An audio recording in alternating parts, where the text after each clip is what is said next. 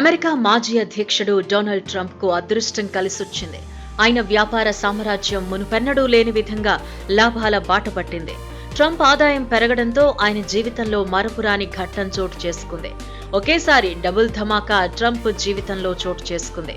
గత కొన్నేళ్లుగా పెండింగ్ లో ఉన్న ఆయన కంపెనీ డీల్ ఒకటి పూర్తవడంతో ట్రంప్ ఆస్తుల విలువ భారీగా పెరిగింది. దీంతో తొలిసారి ట్రంప్ ప్రపంచ కుబేర్ల జాబితాలో చోటు సంపాదించారు. బ్లూంబెర్గ్ బిలియనీర్స్ ఇండెక్స్ లో ప్రపంచంలోని తొలి 500 మంది సంపన్నుల జాబితాలో ఆయన స్థానం సంపాదించారు.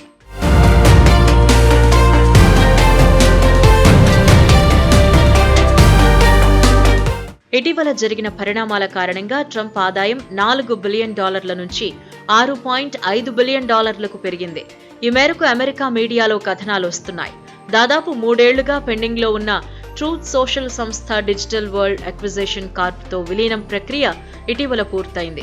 దీంతో మార్కెట్లో DWAC షేర్లు ఒకేసారి 35% పైగా పెరిగాయి.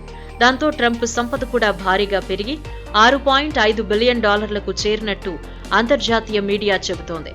విలీనం తర్వాత ఏర్పడ్డ కొత్త కంపెనీ నేటి నుంచి నాస్డాక్ లో DJT పేరిట ట్రెండింగ్ కానుంది.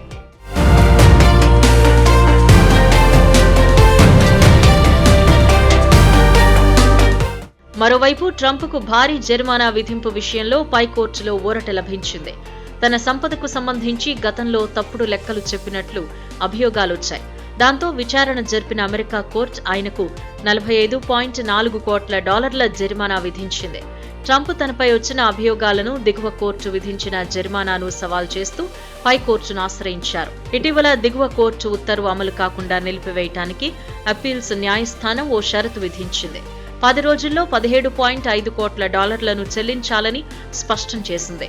ఈ మొత్తాన్ని జమ చేస్తే $45.4 కోట్లను వసూలు చేయకుండా నిలిపివేసేలా ఉత్తర్వులు జారీ చేస్తామని చెప్పింది. దాంతో ట్రంప్కు భారీ ఊరట లభించినట్టయింది.